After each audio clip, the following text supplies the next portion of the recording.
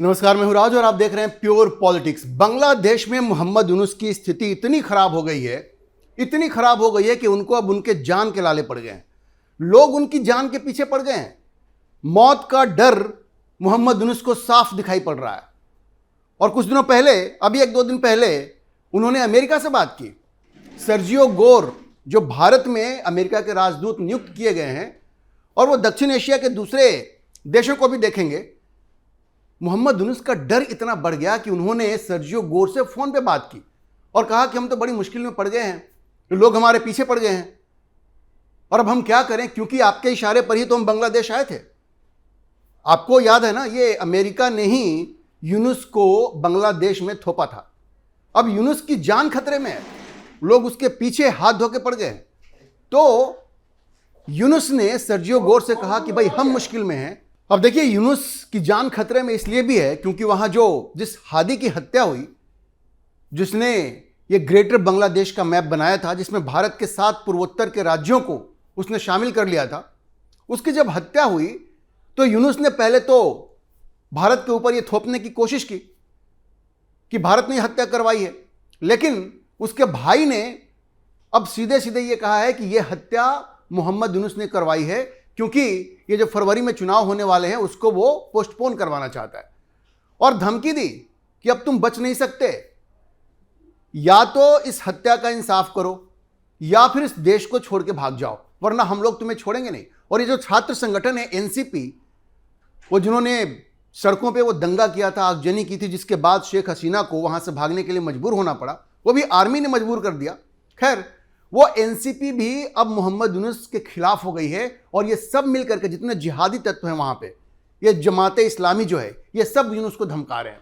और इसकी वजह से यूनुस इतना डर गया है कि उसने पहले अमेरिका से बात की, लेकिन सर्जियो गोर ने साफ साफ मना कर दिया कि भाई ये आपका क्रिएट किया हुआ है, आप समझिए, हम आपको नहीं बचा सकते। उसके बाद मोहम्मद यूनुस की हालत इतनी खराब हो गई है कि अब खबर यह है कि वो नरेंद्र मोदी से अपनी जान बचाने की भीख मांग रहे हैं। जी, खबर यह है कि मोहम्मद यूनुस प्रधानमंत्री मोदी से विनती कर रहे हैं कि भाई हमसे गलती हो गई, जो कुछ हुआ पहले वो सब गलती हो गई, किसी तरह से हमारी जान बचाओ।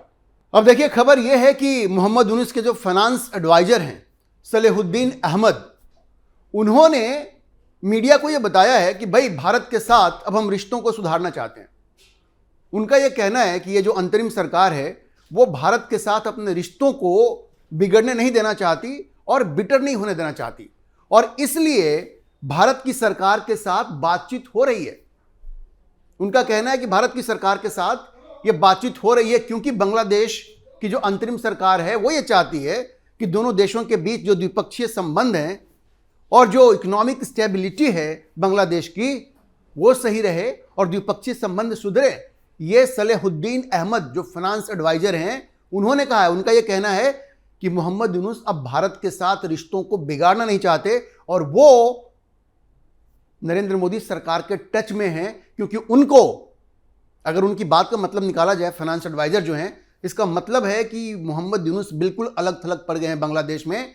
और ट्रंप ने भी मदद करने से चूंकि मना कर दिया है, इनकार कर दिया है, तो यूनुस के सामने अब कोई रास्ता नहीं है। वो मोदी की शरण में पहुंच गए हैं, मोदी के सामने आकर के उन्होंने हाथ जोड़ लिए। सोचिए मोहम्मद यूनुस किस स्थिति में पहुंच गए हैं। सवाल यह है कि क्या नरेंद्र मोदी यूनुस को माफ करेंगे?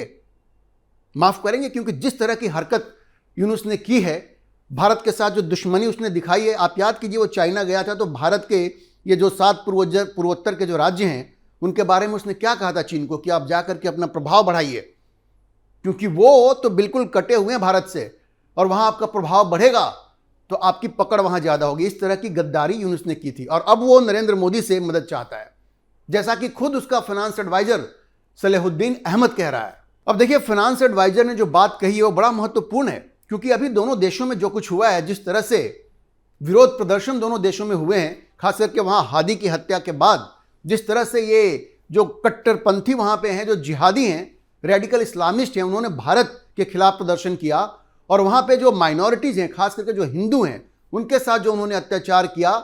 दीपचंद्र दास, एक हिंदू युवक की जिस तरह से हत्या हुई, उसके बाद दिल्ली में भी उसकी प्रतिक्रिया हुई। यहां बांग्लादेश का जो हाई कमीशन है उसके बाहर एक बड़ा प्रदर्शन हुआ जिसमें विश्व हिंदू परिषद, बजरंग दल, तमाम ये लोग वहां पे गए और वहां उन्होंने प्रदर्शन किया। तो दोनों देशों के बीच ये काफी रिश्ते तल्ख हुए और वीजा सर्विसेज को भी बंद करने की बात हुई।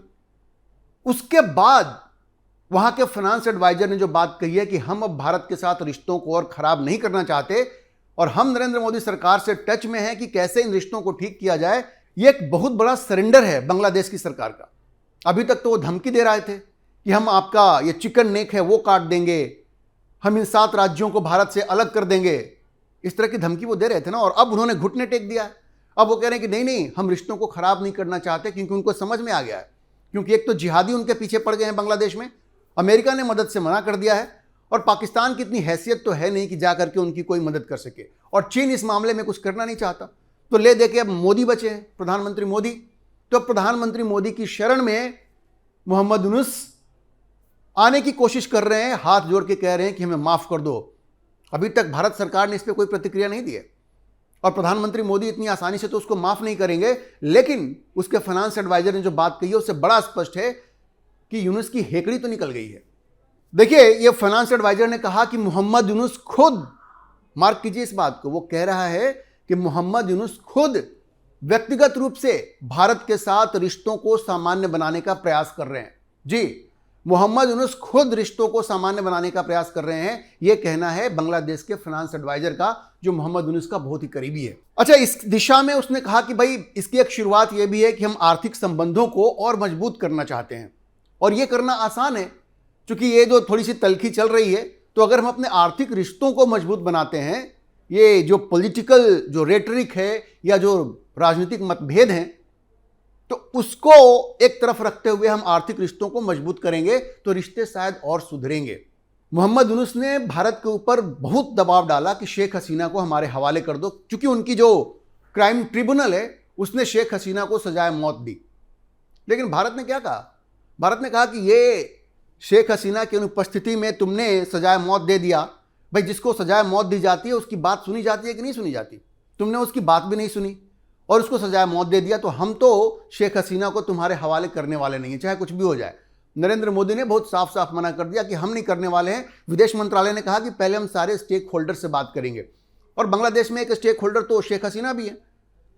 तो प्रधानमंत्री मोदी ने बहुत साफ संकेत दे दिया कि शेख हसीना को हम बांग्लादेश को सौंपने वाले नहीं हैं, और इसको लेकर के यूनुस और भी नाराज हो गया। वो सबसे शिकायत करता रहा है, अमेरिका से, यूरोप से, कि भाई ये शेख हसीना को हमारे हवाले नहीं कर रहे। तो ये रिश्ते तल्ख हो गए थे। उन्हें ऐसा लग रहा था कि अमेरिका उनकी मदद करेगा, यूरोप उनकी मदद करेगा। आज कोई मदद नहीं कर रहा है, जान के लाले पड़ गए हैं। अब वही जिहादी जिसका मन उन्होंने बढ़ाया था, वही जमाते इस्लामी, वही कट्टरपंथी, वो सब उनकी जान के पीछे पड़ गए हैं। और अब उनको लग रहा है कि जान बचाने का अब एक ही रास्ता है, और वो है प्रधानमंत्री मोदी। तो वो दौड़ के प्रधानमंत्री मोदी की शरण में आ गए हैं। तो जब उनसे एक पॉइंटेड सवाल पूछा गया फाइनेंस एडवाइजर से कि क्या मोहम्मद यूनुस ने सीधे सीधे बात की है भारत से, तो उन्होंने कहा कि सीधे सीधे तो बात नहीं की है, लेकिन जो लोग इस मामले को देख रहे हैं उनके साथ उन्होंने बात की है और यह संदेश दिया है कि हम भारत के साथ रिश्तों को सामान्य करना चाहते हैं। देखिए, फाइनेंस एडवाइजर एक बहुत ही जिम्मेदारी वाला पद होता है, और जब वो मीडिया को यह बात बता रहे हैं तो आप समझिए कि मामला कितना सीरियस है। किस तरह से यूनुस को ऐसा लग रहा है कि भारत की मदद के बगैर उनका बचना मुश्किल है। अच्छा, जब उनसे यह पूछा गया कि ये भारत के खिलाफ आप लोगों की जो बयानबाजी हो रही है, तो उन्होंने कहा कि भाई ये जो लोग हैं वो थर्ड पार्टीज हैं जो इस तरह की बयानबाजी कर रहे हैं, और सरकार का इससे कोई मतलब नहीं है। वहाँ पे जो जिहादी है ना, जिहादी एलिमेंट्स जो इस तरह की बात करते हैं कि हम भारत के ये पूर्वोत्तर राज्य जो हैं उनको अलग कर देंगे, चिकन नेक काट देंगे, तो जब उनसे पूछा गया कि भाई इस तरह की बयानबाजी हो रही है, तो उन्होंने कहा कि भाई ये वो लोग जाने, हमारा उससे कोई मतलब नहीं है। देखिए, मतलब तो है, क्योंकि खुद मोहम्मद यूनुस जब गए थे तो उन्होंने, चीन जब वो गए थे तो उन्होंने भारत के पूर्वोत्तर राज्यों की बात की थी। तो ऐसा वो नहीं कह सकते कि उन्होंने बयानबाजी नहीं की है। लेकिन चलिए, अगर वो भी कह रहे हैं कि हमारा वो मतलब नहीं था या हमारा उससे कोई मतलब नहीं है, इससे बड़ा स्पष्ट है कि वो रिश्तों को सुधारना चाह रहे हैं। लेकिन मोहम्मद यूनुस को ये भी सोचना पड़ेगा कि रिश्ते इतने खराब कैसे हुए, इसकी जिम्मेवारी भी तो उन्हीं के ऊपर है ना। अब देखिए, रिश्तों को सामान्य बनाने की दिशा में बांग्लादेश ने एक और कदम उठाया है और 50,000 टन चावल भारत से खरीदने का फैसला किया। मतलब ये इकोनॉमिक डिप्लोमेसी हो रही है।